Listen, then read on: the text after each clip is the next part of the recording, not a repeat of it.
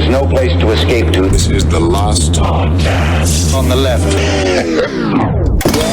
From your blade. That's when the cannibalism started. What was that?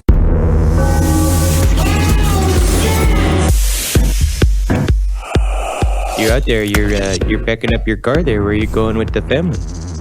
Oh, that's funny. You're going to IKEA? That's so weird, because I haven't been to IKEA in years. Oh, yeah. I keep it real local. You know what I'm saying? Real local. Where are you going after that? Are you going to Pier 1? That sounds silly to me. Couldn't caught me dead in Pier 1.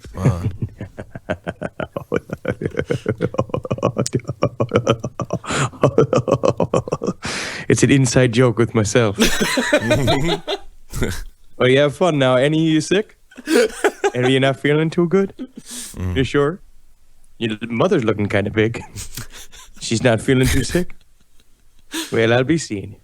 Oh, I'll babysit anytime, don't you worry. All right, you betcha. Oh, that's I'll be great. seeing.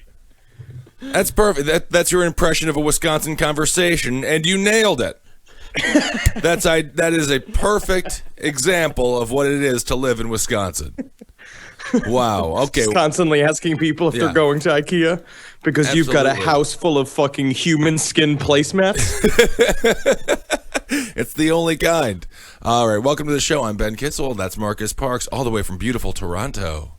Oh my God, am I excited for today's episode. It's Ed Gein Day. It's Ed Gein Day. Put your hands together because it's Ed Gein Day. If you're a big fat man, I want you to slap your titties against your belly. Do that. If you're a sexy woman, I want you to slap your tits against your belly. Yeah. Because Ed Gein always wished he could have done that. Ed Gein, we're going all the way to beautiful Wisconsin. Plainfield, we'll be talking about that. That's 20 minutes outside of where I grew up in the wonderful Stevens Point. Oh, well, let's hear Now, how... Ben, honestly, this is the only time in which anything that you remotely know innately can be useful to the show. Yeah, that's correct. That's correct.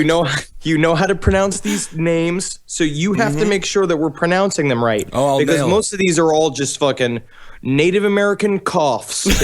They really are. We have a lot of the Chippewas and a lot of things like that. But if I say the Wisconsin, the name of a Wisconsin town, and you don't think it's right, you are wrong because that is my home state. Yeah. Too many Verns in that state. A lot of Verns, but can you have too many Verns?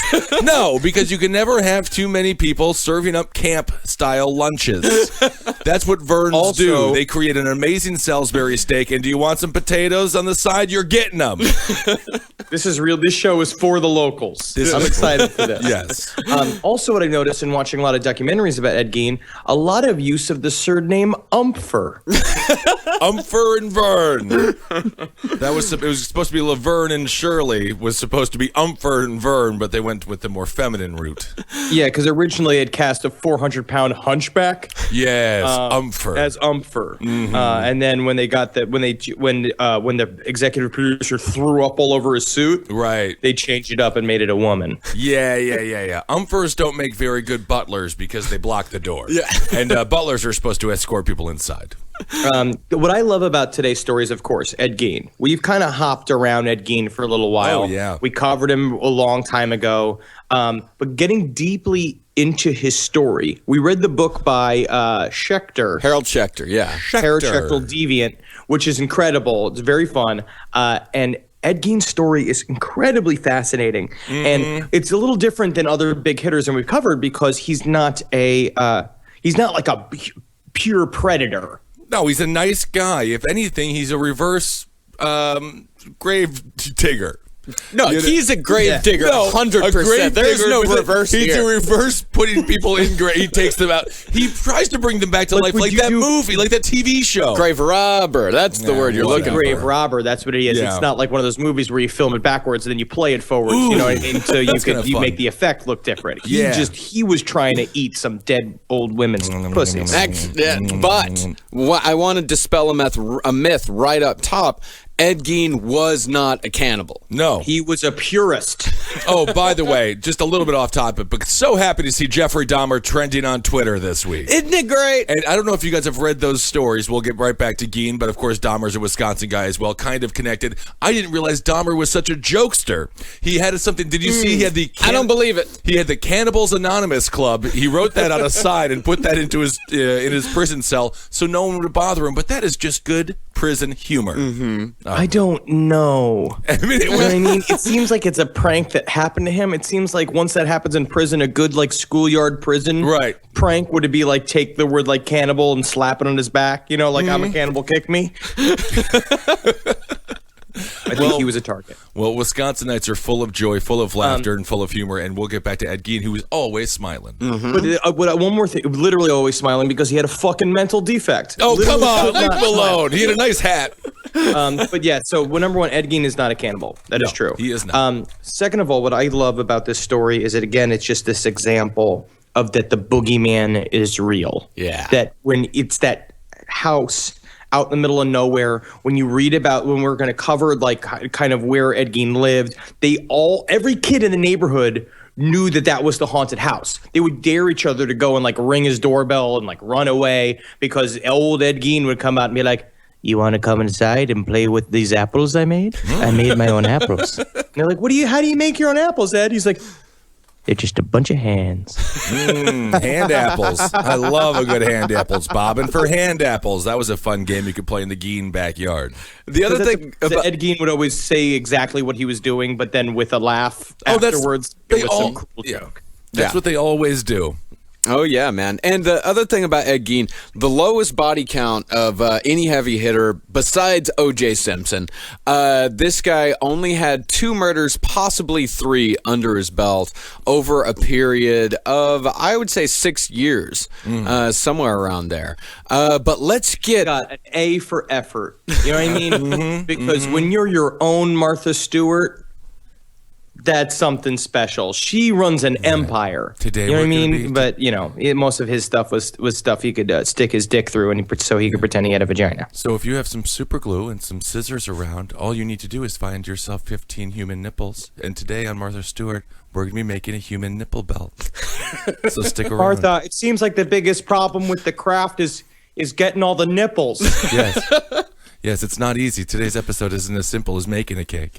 So we're gonna have to rob graves or kill women to get these nipples. Bob, feel your chest right now. Yeah. No, you have no nipples. I stole them from you. The whole crew has lost their nipples. That's how good I am. So all right. So sit back in your chair made out of straps from fucking dead little girl. No dead little girl. Please don't have a chair made of dead little girls. Get yourself a bowl that's made from the thumb bones of a homeless man. Stuff it full of sweet Wisconsin Jamaican grain. Wisconsin, put it in your head, and we're getting on a rickety old Ford driving down to Plainsfield, Wisconsin. Plainfield, yeah. All right, we're going to start off with a reading from Harold Schechter's Deviant to really set the scene of what Plainfield, Wisconsin was like in the 1950s. For the most part, Wisconsin is a beautiful state. A lush, sprawling park, an endless expanse of bright green meadows and thickly wooded hills. It's not until you cross over into the South Central Plain area, 60 or so miles north of the capital, that you feel you've suddenly entered a different and far less hospitable world. Every part of the landscape seems bleak and ungiving. The grass looks parched. The sky, even on a perfect spring day, presses down on you, and the soil is a faded pink, the same sickly color that the makers of children's crayons used to call flesh. To some Wisconsinites, this flat and infertile section of the state is known as sand country. Others call it Wisconsin's great dead heart. Well, now that's a little over dramatic, because really, It's the heartland of America. It's the Great Dead Heart, Ben. Oh, okay. You come from the Great Dead Heart of Wisconsin. Huh. I didn't know that. We always pretend Yeah, and like it it was somehow alive. traveled to the great dead heart of Ben Kissel. Huh. Isn't that something exciting? People like to go there. Can I ask real quick, have you ever been to Plainfield? Yeah, we used to go try to find his grave, but at that point, this was, mid-'90s, late 90s. It had already been so destroyed that they had just taken it away already at that point. And I think it's in some museum now somewhere. Cool. Well, the hometown of Ed Gein, Plainfield, seemed to exemplify the so-called Great Dead Heart of Wisconsin. And in fact, the state guidebook at the time characterized the town simply as just nondescript. Right. Oh, I love to go to a nondescript place. I also for vacation and I put paper bags on me and my family's heads, so it's all totally anonymous. And then all we do is drink water, and we stay there for about 4 hours, and then we leave. That's literally what you would have to do in Plainfield, Wisconsin. I love the idea of the Wisconsin guide, like there's some family going on a Wisconsin road trip. Oh, let's check out Plainfield. What's that all about? Well, it says here it's got a mailbox, and it's got a guy who can. Oh, look at that. He can fart when you point at him. Oh, isn't that something? That seems to be most town folks around that area. Gotcha. That'll be a nickel. That's a nickel. And a nickel goes far. Well, the population in Plainfield never rose above 800. Most of the residents were just poor, struggling farmers. Even the name of the local body of water seemed to confirm this bare, hopeless nature. The settlers called it Sand Lake. Yeah. That just showed that they didn't understand water. Yeah, that's the thing. I think they thought sand was water. They wanted to call it Water Lake, but they just got it all wrong. No. We can't be calling it Water Lake. That's redundant. All right? Yeah. We got to call it something fun like Dirt Lake or Sand Lake. But despite it being a barren and miserable place, it was still a close-knit, very prideful community, the kind of place where you'd have your annual Christmas pageants, your potluck dinners, big events attended by the entire town, including Ed Gein. So the Gein family, let's go way back and start with the patriarch of the Gein family. Let's start with George Gein, Ed's father. Now, everybody knows that every good serial killer starts with a really strong father figure. Oh, Someone who absolutely. really fucking guides their life and helps them. A good, healthy family structure that encourages education and, assimilation into society. Oh, of course. Well, Ed, George's entire family died when George was only 3 years old. They all died in a flash flood. They legitimately were just going into a town on a cart, and it literally just started raining, and they just watched the water come. Yeah, I just think that what it comes down to is that the Geins just wanted to go.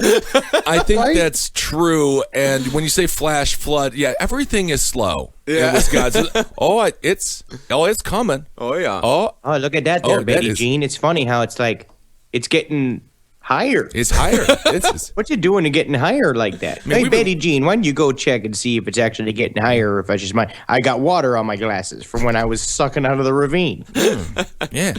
Well, George grew up to be an utterly insignificant man, a drunk prone to bouts of anger and self-pity.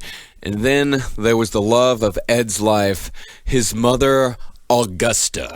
I gotta say this, even just him describing Augusta, I kind of fell in love with her. Oh, Augusta's amazing. She's close to 330 pounds Got of it. pure muscle. Tits like the front of a battleship. Oh, yeah. A face like Ernest Borgnine if he was also half cigar. No. They said that she wasn't pretty, but she was a handsome woman. She was a handsome woman. And in Wisconsin, it's a utilitarian society. That's good. That's what you want in a lady. A good stock, a strong, a good wide stance. You want a woman that if a cow breaks its leg, she can just strap it to her back. Drag Exactly. it through a field. Exactly. She was a stern disciplinarian, self-righteous and domineering, completely Marcus, I'm getting hard right now. I know. Augusta. self-assured in every one of her beliefs. And these beliefs should be spread, she believed, and preached to every single person that she came into contact with. In other words, the classic evangelical Christian pain in the ass. Yeah. Yeah. I mean, she was beyond judgmental, and she was one of those people that blamed all of the ills of the world on the harlots and the hussies that roamed the streets, tempting weird men because- into abominable sin or worse. It's so weird because the women that are normally this type of judgmental are never like a size 3. You know what I mean? Like with like big bouffant blonde hair and like hourglass figure. They're pretty much always shaped like a refrigerator. Yeah. Yeah, it's tough to say. Sometimes you can get those skinny ones out there, but for the most part, they are. They look as if they've definitely given some swirlies to some girls they thought were whores. Yeah, always that. Yeah, look Could at you those. imagine? Because that's the thing is other women being so terrified of Oh, Augusta if she thought you were a whore. And Oh, she my would God. you're literally just going to like an office interview. Like Right. you're just trying to get a job and you're wearing like a pantsuit and just like, you goddamn whore trapping around, just grabbing you by the ankles and snapping you like a towel. That's what she does. She believed that sex was a despicable act that should only be done to procreate, and even then, it was not to be enjoyed. In fact, Ed said, if we were meant to have sex, Ed said that she told him, if we were meant to have sex, the Lord would have made it enjoyable. I want to watch her having sex with poor George.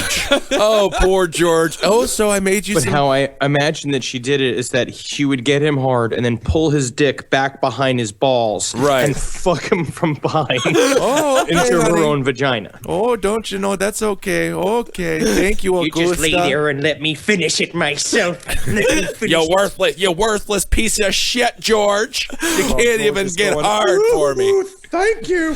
Thank you. You know, Wisconsin men are very, very nice because they outnumber women. It's like, there's like 60%. At this point, it's probably even more like 70-30 or something. So they're so nice. And these women, they just do very, very mean-spirited things to these poor guys. Oh, yeah. And the marriage was predictably horrific for every single person involved.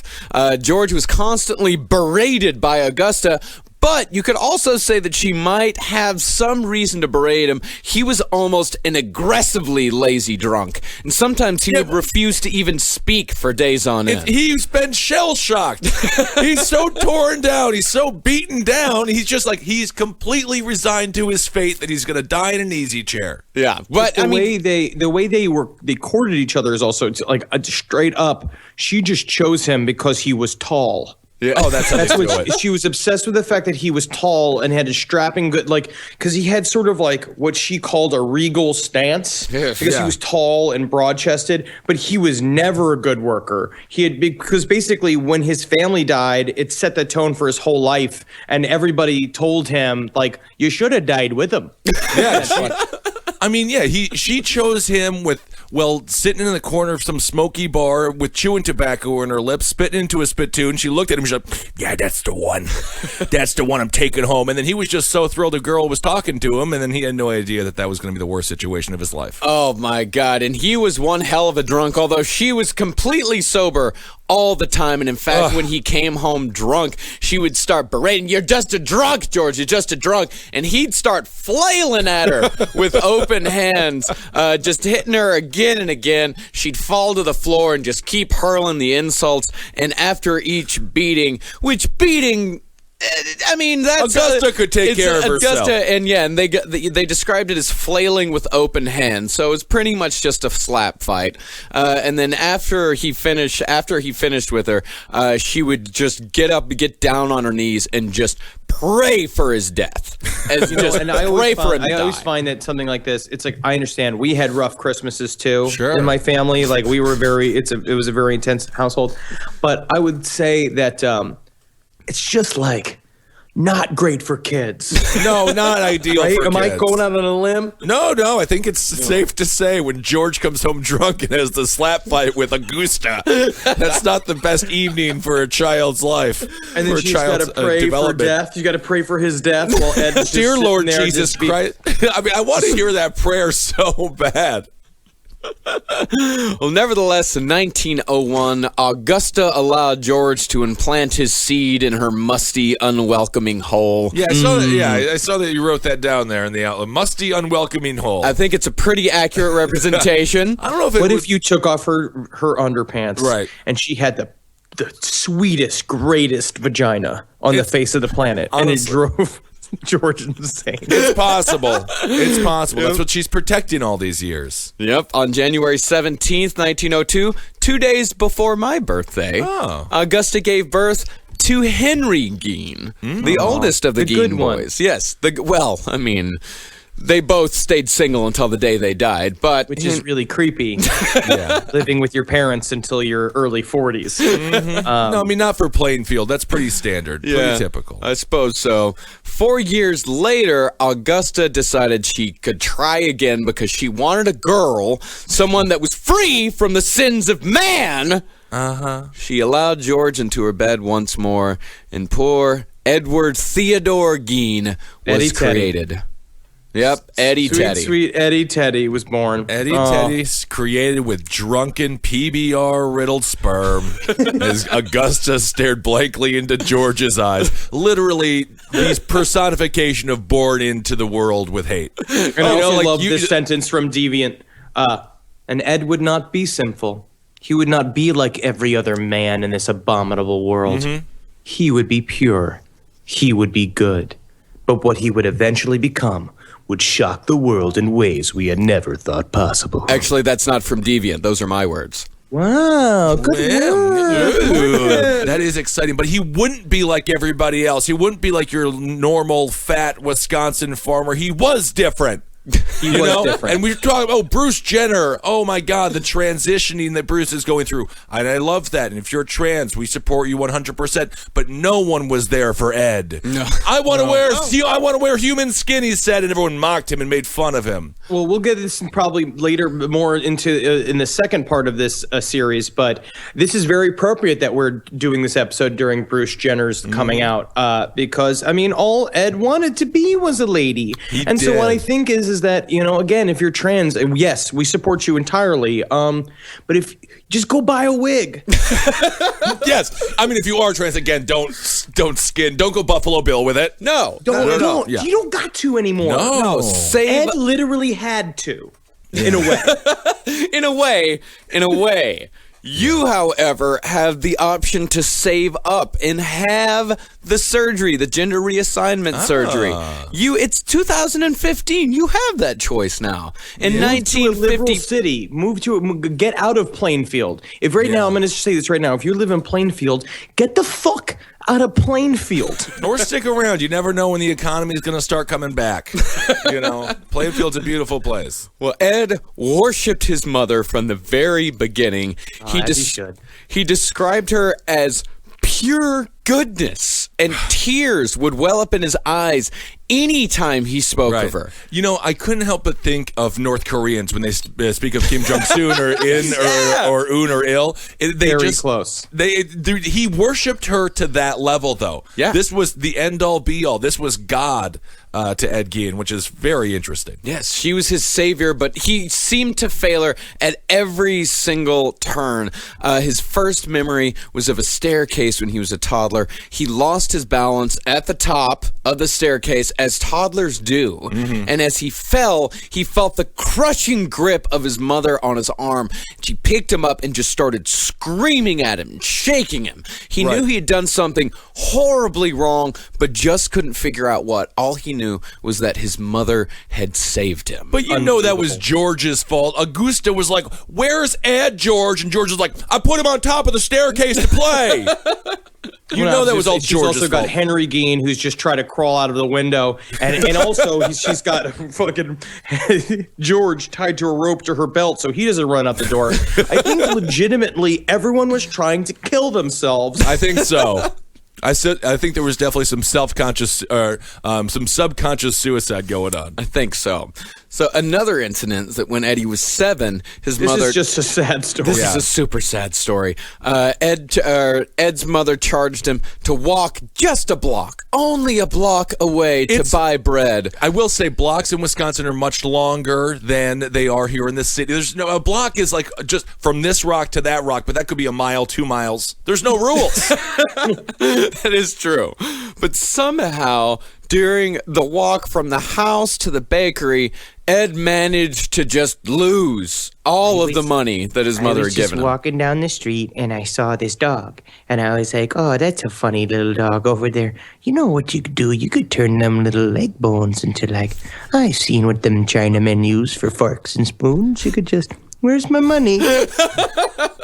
Where's my money?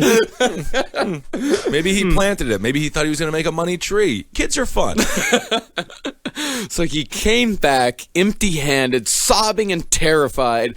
She looked down at him and said in a quiet, heartbroken, bitter voice, You dreadful child, only a mother could love you. "Oh no, it That was was much her quiet voice. That was her, no, it was probably like, You dreadful child. Only a mother could love you. Oh, Augusta. Cute. I love Augusta. I wish she was my mom. I gotta tell you, reading Deviant, and if you're reading Deviant and trying to flirt with people, I feel like there is a there is a fucking problem that like working through in my body. You know what I mean? Where I just keep seeing like flashes of Augusta. Right. Whenever I'm talking to a woman. Right. And I'm just like, oh no. That's Yeah, what I you want. are. When you go on dates, you're supposed to break down walls. You're building them up, Henry, reading things like that in public. Oh, yeah. And there's actually another book about Ed Gein that I also took some information from. It's called Psycho. It's not as good as Deviant, but if you're an Ed Gein fanatic as I am, it's worth the read. Why aren't there any books just called Farmer? You know, friendly guy around town. Psycho and Deviant. These are very leading titles. Artist Yeah, might that's work. the problem. Yeah, they're very judgmental. I think so. And I can't believe, the kind of judgment heaped upon this guy. Yeah. You know, because, I mean, yes, he had a fucking cardboard box full of salted pussies that he would drape over his own dick and balls. But he also was a son and a brother. He was a son and a brother. We'll figure out what happened to his brother here in a second. But So Ed's first experience with death came around the same time as the bread incident. Not too long after Eddie's birth, his mother took complete control of the family's destiny and opened her own grocery store in La Crosse, Wisconsin. This is also interesting. We're going to find later on with the only two victims that Ed has that he loves local businesswomen. His mother was she was a very solid businesswoman and a go-getter. Like that's why it's like when it came down to basically the whole family had to rely on Augusta Gein because she was the only one getting shit done. she was, and this was not an easy thing for a woman to do. This is the 50s, maybe the early 60s at this point. Oh, no, this is 1912, 1910. When she opened the supermarket, it was 1910? Yeah, it was Holy shit. So you think about what a woman's role was in society then, and this chick goes down to La Crosse, Wisconsin, your typical traditional Christian place. No one wanted a woman to own a supermarket, and that's how strong Augusta was. Oh, She yeah. literally had to take the supermarket from the man who owned it before by putting him in a headlock. Yeah. And like, You don't think I can't choke you to death with my own tits? Exactly. She did everything like one of those the glow wrestlers, gorgeous ladies of wrestling people. just get hard thinking about it. So there was a building behind the store where the family slaughtered the animals. Can I read a passage from Deviant about this? Please. Behind the meat and grocery store was a windowless wooden outbuilding which he was forbidden to enter, Ed. As a result, it exerted a tremendous fascination. Ed had seen animals being led into the rear of the shack, big-eyed heifers and grunting pigs. And on several occasions he had heard a fearful bellowing coming from behind its sagging boards. Curiosity blazed in him. One day, when his parents weren't around, he went out through the back door of the grocery and stepped quickly to the prohibited place. The door was open a crack, enough for him to peer inside. There, hanging upside down from a chain in the ceiling, was a slaughtered hog. His father stood to one side of the animal, holding it steady, while his mother slipped a long-bladed knife down the length of its belly, pulled open the flaps, reached inside, and began to work at the glistening ropes of its bowels, which slid out of the carcass and into a large metal tub at her feet. Both his parents had on long leather aprons, spattered with blood. He must have made some sort of noise. Oh, jeez, Something like that. because his mother turned completely around to look at him. And for the rest of his life, he remembered the moment with an uncanny clarity. The dangling beast, its carcass split open, its guts slopping onto the ground. His mother standing beside it, blood and slime smeared down the length of her body. Yeah, I love it. And it actually reminded me, we used to go to one of my favorite strip clubs in Wisconsin was called the Slaughtered Hog. And my second favorite was, of course, the Dangling Pig. Or the I love the Dangling dangling. I love the dangling pig because of the trapeze act. Yeah. My strippers have a lot of theatricality, like mixed in. You come down to the Dangling Pig Tuesdays, free beer from 9 p.m. to 10 p.m. You know, and thank God the tragedies ended. And the tragedies finally ended once they fully supported that ceiling. Because, I mean, the Wisconsin stripper. Oh my God! Well, we won't get into that. That's a whole episode, Wisconsin strip clubs. But it's interesting to me that they didn't want to watch. They didn't encourage him to watch the slaughter of the animals. They did have some sympathy to the idea that this would scar a child. Because that's what they said. One of the more they talk about how when he was growing up he had a lot of feminine qualities, which his father fucking hated. Yeah. Giorgio hated how attached he was to his mother. He thought he was a mama's boy, which is the truth. It's what he was. Yeah, the definition of it. Yeah. But he would cry horribly all the time at any sort of provocation. He was very weak. He was very sensitive. Yeah. A little too sensitive. Well, You know what George, I mean? if George was just more of a father figure, I think the whole house structure probably could have worked out a little bit better. Oh, yeah, I think so, too. There were a lot of mistakes made in the Geen Right. household. Right.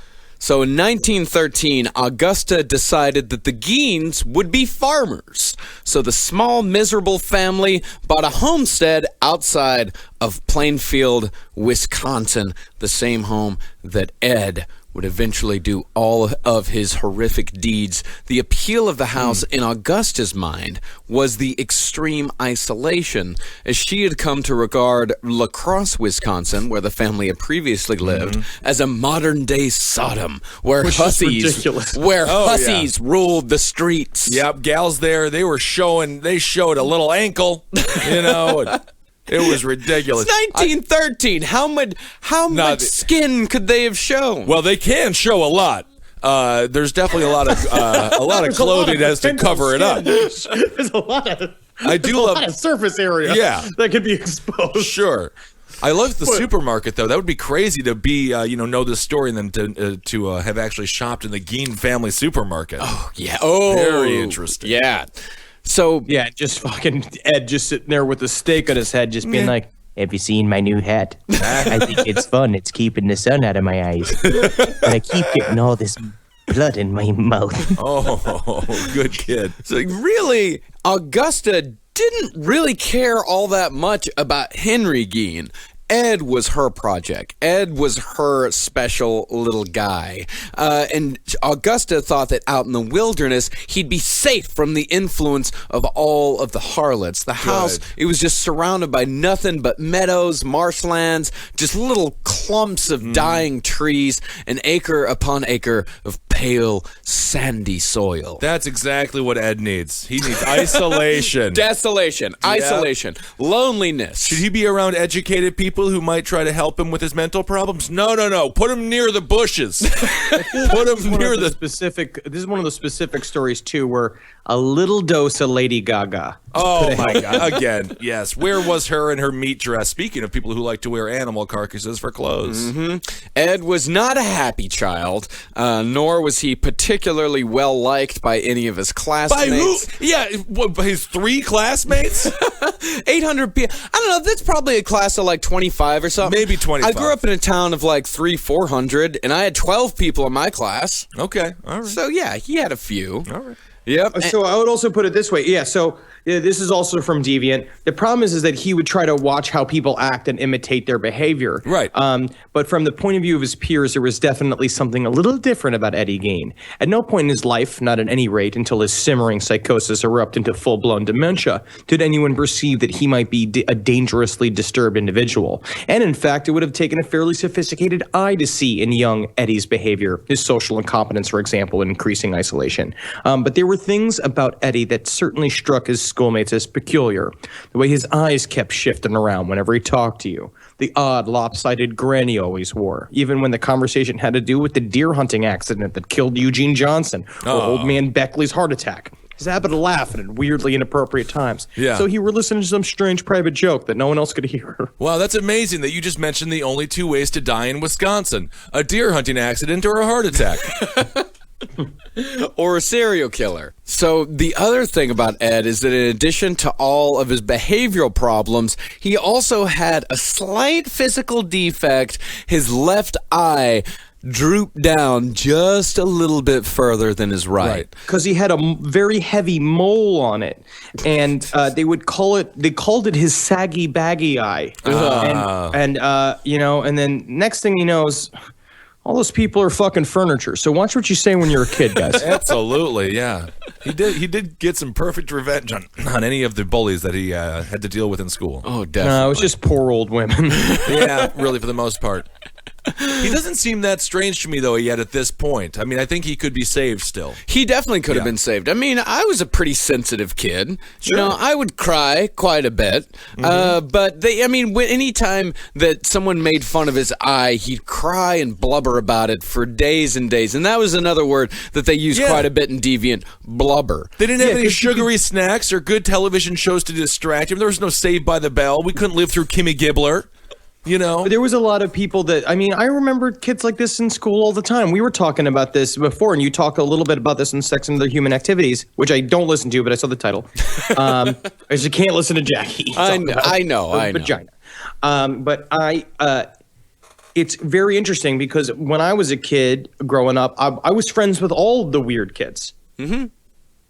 That's just how it was. So you would have been friends with Ed Gein. Yeah, absolutely. It's very difficult because you go to school, you be all shifty-eyed, you're kind of stinky and you're kind of odd, and then you go back to Augusta. So the education process it really stopped there once he got home. And these are the reasons why people like Rick Ocasek learned how to play the guitar. Love this is how you get women. This is what you do. This is how you make friends. You got to acquire a skill.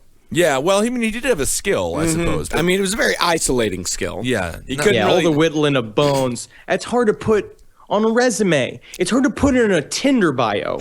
Well, yeah. I mean, it worked for Marcus, but technically, I mean, he's got a charm about him. Yeah. Sure. I'm a little bit better looking than Ed Gein. A little bit. Yeah. So Eddie, this guy, completely isolated, both emotionally and physically, unable to make any friends at school, and every other moment was spent in the company of, as you say, Ben, a drunk, bitter, abusive father and a domineering know-it-all mother who just constantly asserted that the world outside of the Gein farm was just a place of utter despair and sin. And as far as perfect soup for a killer. It is. I mean, delicious serial killer soup. I love to hear it. That's the thing. We're not talking. People used to call Plainfield little Las Vegas. You know, I mean, it was a wild town. They had a light, and they had a whole stoplight. They had one, and man, I hear if you go look around a corner, you'll find they got 3 mailboxes. Holy hell! I mean, it was going to the devil. Oh, yeah. And in fact, anytime Ed would just start to have the beginnings of a friendship at school, he'd come home and start telling his mother about it because, of course, he told his mother about absolutely everything. And she would it would start with this just kind of low... Let me tell you everything that's wrong with this kid. There's this thing that's wrong with him. There's this thing that's wrong with him. And, oh, did you know his mother did this? And, oh, did you know that her father did that? And then by the time she was done with her tirade, she was screaming in his face about the most innocent thing a kid can do is make a friend at school. It's a nice thing for you to do if you're a child to make a friend at school, and good parents encourage such activity. And you know, by the end of this rant, her titties were out and her face were sucking one of her nipples. Now come back. Come to mommy, This Eddie. is what you need. Yeah. Yeah. Do your friends have these big mustard cakes?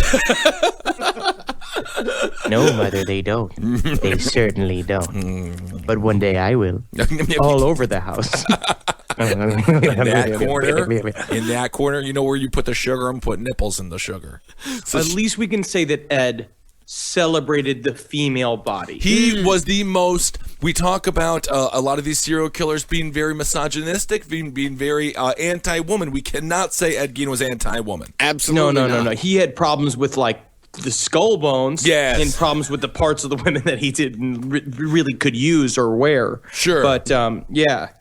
Otherwise, he was very respectful of women. He was. Yeah, and especially of his mother, because she just hammered into his head that if he was not in her immediate presence, he was not safe at all, especially from the temptations of women. And every woman, other than Augusta, was painted to be a wicked, tainted creature. And somehow, I don't know how Augusta came upon this conclusion, but she decided that all of the ills of the world could be blamed on the hussies on the streets of Plainfield.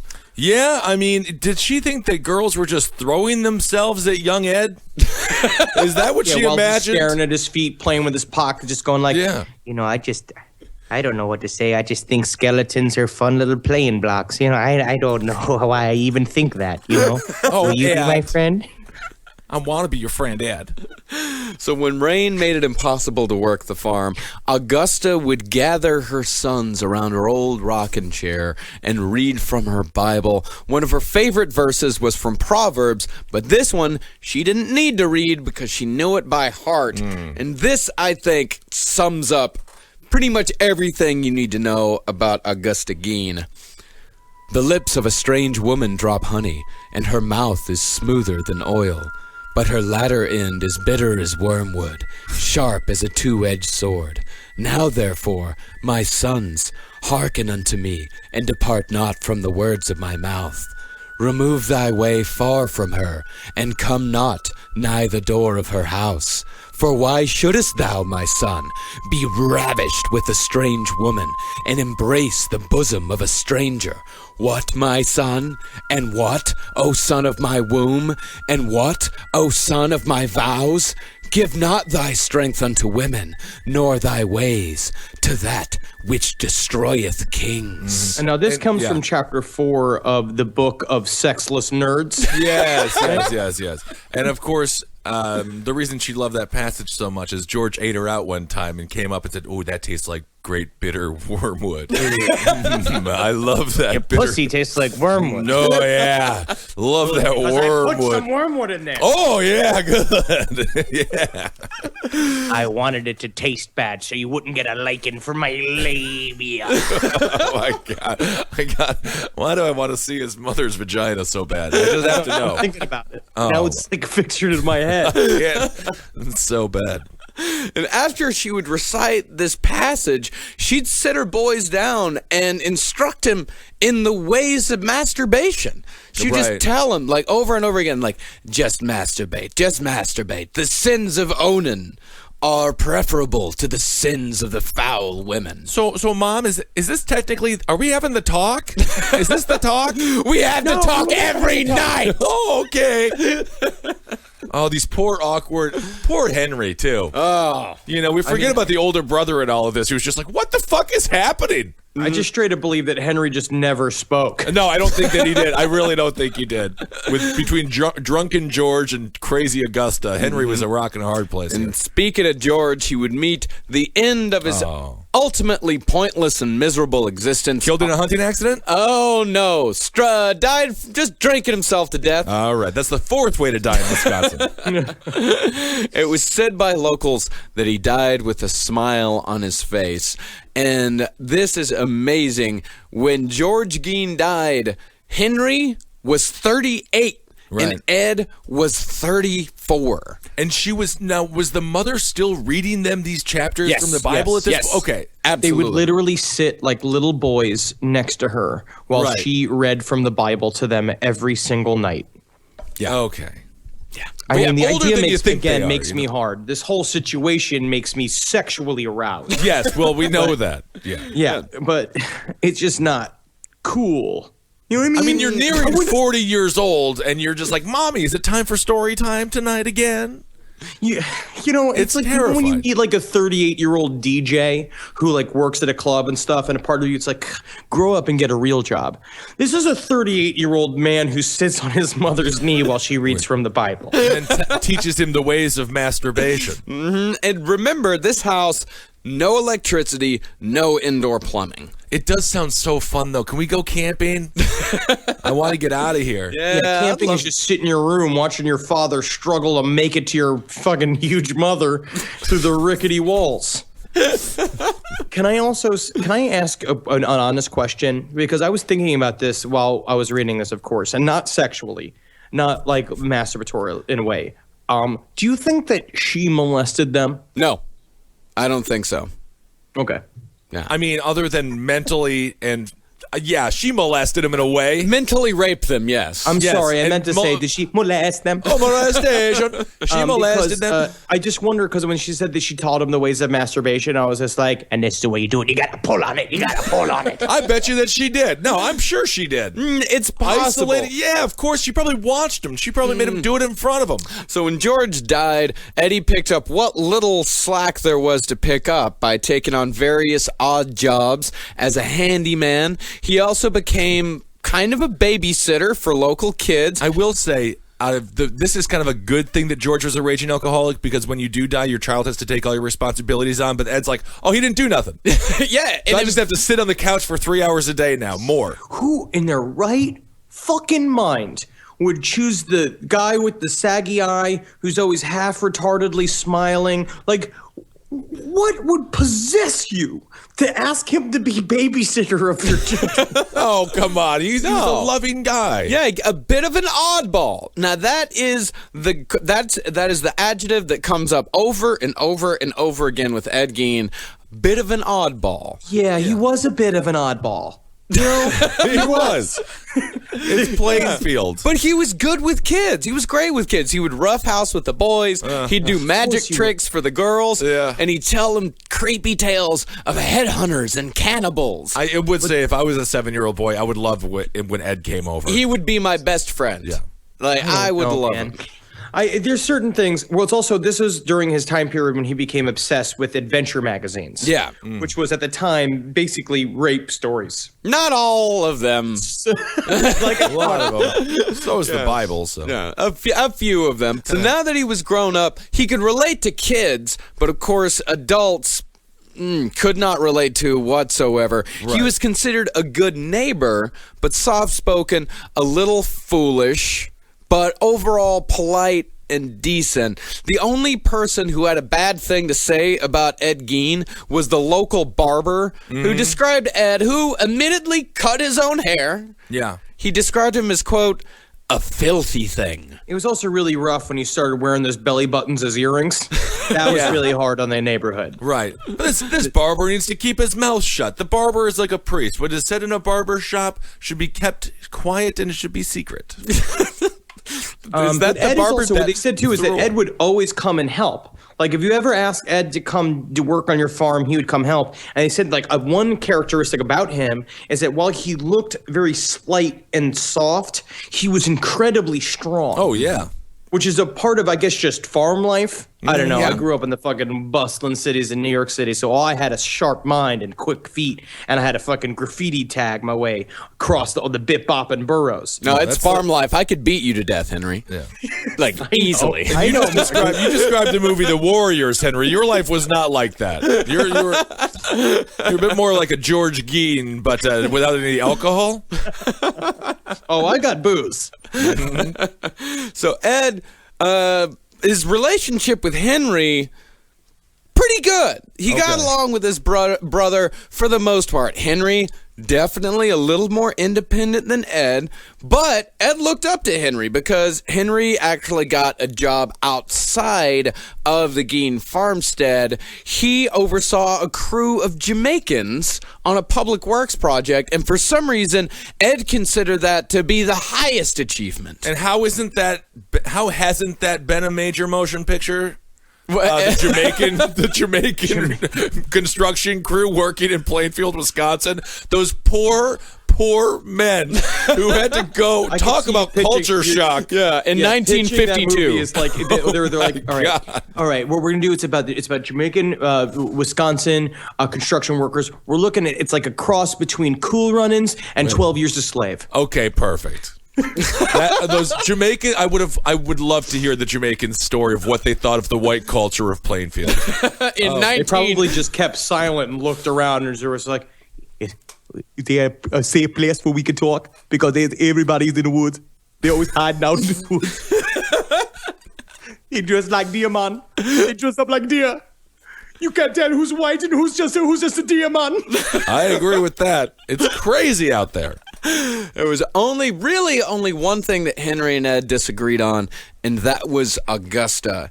And it took a baffling amount of years for Henry to bring up that maybe Ed was a little too close to his mother. I feel like Henry was very sensitive about the issue. You know, Henry wasn't like, oh, Augusta's a crazy wench woman who's holding you back and is the reason for your mental retardation. He's like, maybe you just maybe take an hour away. Just an hour apart. Because Henry seems like he's like sort of normal, and he's looking at himself just being like, I need to be normal. I need to figure out how to fix my life. And then he's looking at Ed, and Ed's really, really not normal. He loves Ed it. is like the actual thing of an oddball, which is when you're up close to an oddball and you realize, oh, he's a total deviant and fucking psychopath. It's like Nicole Kidman and Tom Cruise. They were both Scientologists, but eventually Nicole Kidman woke up, and then Tom Cruise is Ed Gein. But he should play him in a movie. He should. That's the movie I want to see. Just Ed Gein. Ted Cruz is Tom Cruise is Ed Gein. Him all ripped. You want to do like the Eileen Wuornos, Charlize Theron thing? Yeah. Where you try to make her ugly, but she's still pretty hot. Still hot, still banging body, And it's just him just like still having sex with like Penelope Cruz like out in the field, but then, I hate it. I hate Hollywood. I hate that Hollywood does that. Eileen should have been played by a real ugly woman who understood what it was like to be an ugly gal abused by men. Well, you don't understand in Los ugly. Angeles, they take ugly women and they put them into camps and they gas them. That's, right? This is what happens in Los Angeles. You would It's a know. cruel place. I believe you.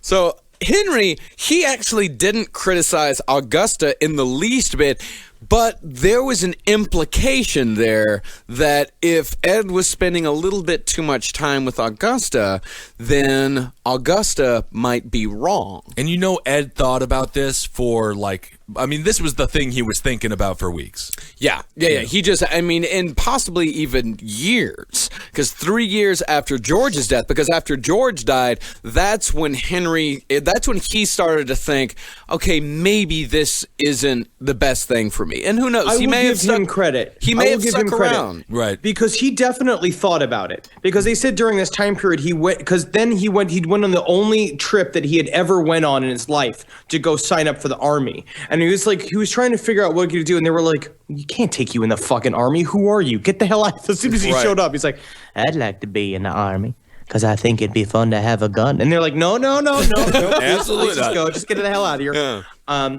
But so he knew that things were a little unusual in the house. Oh, absolutely. You can't go try to join the army when you call a bayonet a butter knife. And he definitely, no one was going to take him. Yeah. So when Augusta yells at him and tells him that nobody wants him, she's not lying. Well, she's made him that way. Well, right. Yeah, she has made him unlovable, essentially, by anybody except for her. And he doesn't really want to be loved by anyone except her. His entire world revolved around Augusta, and the only love that he wanted in this world was the love of his mother. Yeah. And 3 years after George's death, Henry Gein would be dead as well. And this is a matter of speculation, huge speculation, probably the biggest matter of speculation surrounding Ed Gein, that he may have actually killed Henry. I'm just going to start a little whisper campaign right now. He did it. He may have done it. I think there's a strong possibility that he did it. He did it. He may have also been killed by the elements while fighting a runaway brush fire. Yeah, but then they found him, and he had no burn marks on him, and his clothes were completely fine, and he was choked to death. Okay.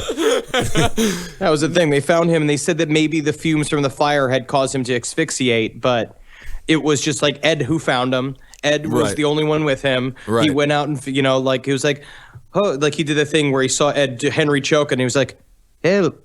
Ooh, somebody help. Like quietly to himself, like, better call 911. Help. My brother's dying. Whoop. Yeah. Help. Until he was good and dead, and then he ran and got help. Right. So, yeah, I mean, this would require Henry to be like, I like to go down to fires and just take a deep breath. I mean, because he never caught fire. Well, they were fighting fires from both sides. They were trying, it was on their land, they were trying to save it. And Ed, he said his version of the story is that they split up. He went back to find Henry, couldn't find him because darkness was starting to fall. He went back to town, but when he brought authorities back out, he was able to go straight to Henry's body. Nailed. See, that he wasn't creative enough to, like, stumble upon it. Yeah, just kind of fake it. No, and when they asked him like how he was able to lead him straight to the body, he just kind of shrugged and said, "Funny how that works." What work? Please. It's not funny how it works, Ed. There's nothing funny about it. It's your brother. He's dead. That is a funny joke, Ed. That is funny, isn't it? Cops how that works. I just don't think the police arrested murderers until 1998. You could do whatever you wanted back then. They worked a used little. the Robert Durst explanation for many years of just being like, he had his reasons. Yeah. Well, they weren't big on investigation for a really long time. No. Like, it was just because they thought, like, you know what, there's no way that, little old meek Eddie Gein could hurt anybody, much less kill him. He had also been known in town for having an extreme aversion to violence. Yeah. That he wouldn't even go hunting, which is like a fucking very weird thing in Wisconsin, especially in that community where everybody went fucking hunting. They actually called him, I forgot about this nickname they called him, Eddie's just another weak-acting Casper Milquetoast. Yeah, that's a very, very high insult. Oh, that's high. That's an insult in the highest degree in Wisconsin. So Casper, are they talking about Casper, Wyoming? No, Casper the ghost. Little scaredy cat. Oh, scaredy ghost. I think this was before Casper the Ghost. No, Casper the Ghost was around in the early 1900s.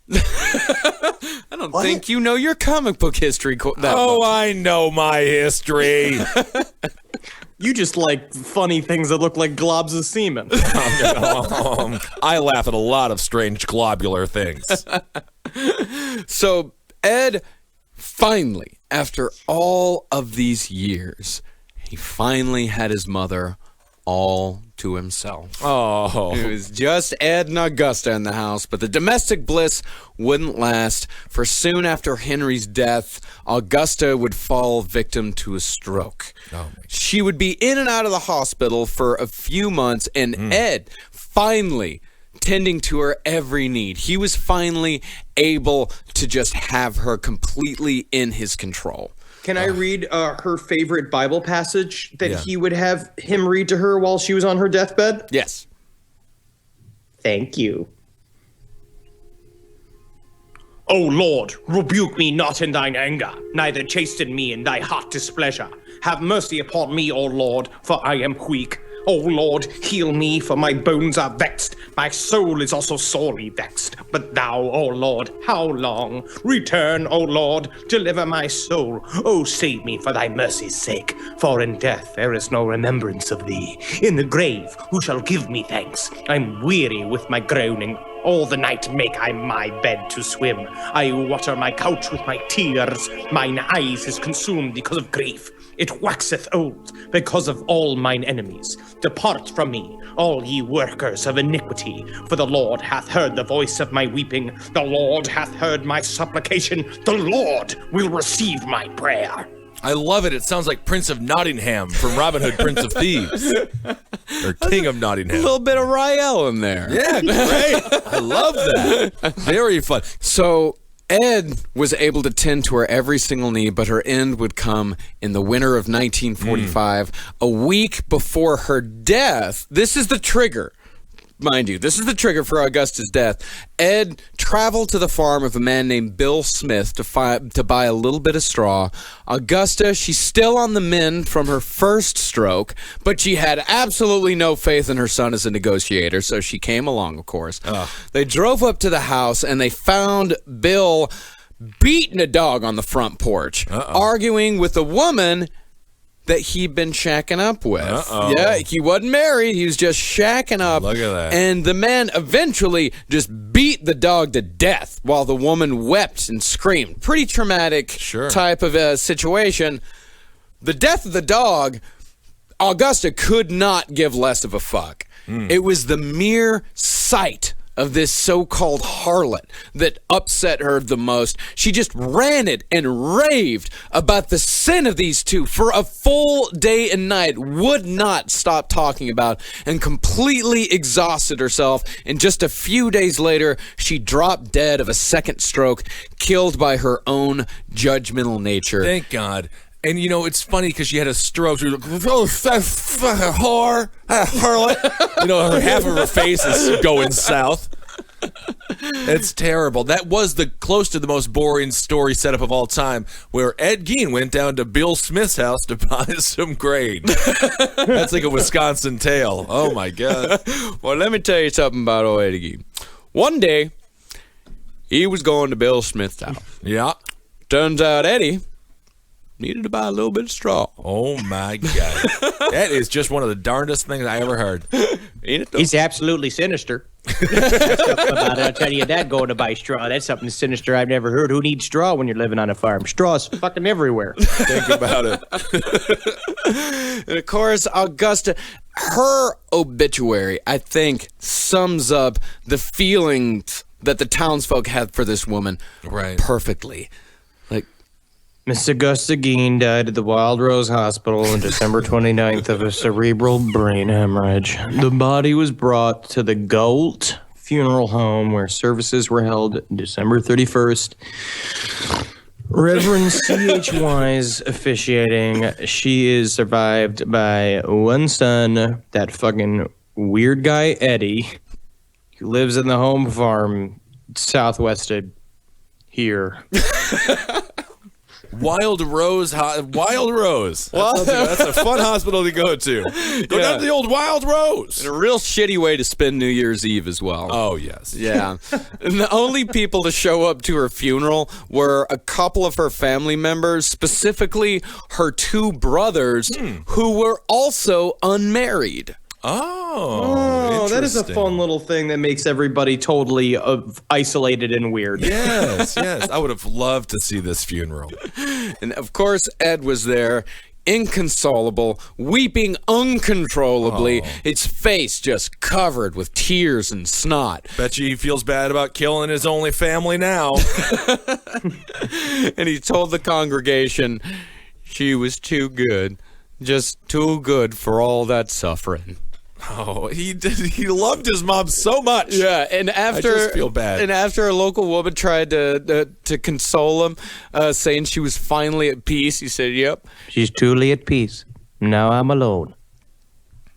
I'm truly alone in the world." What a cry for Ed.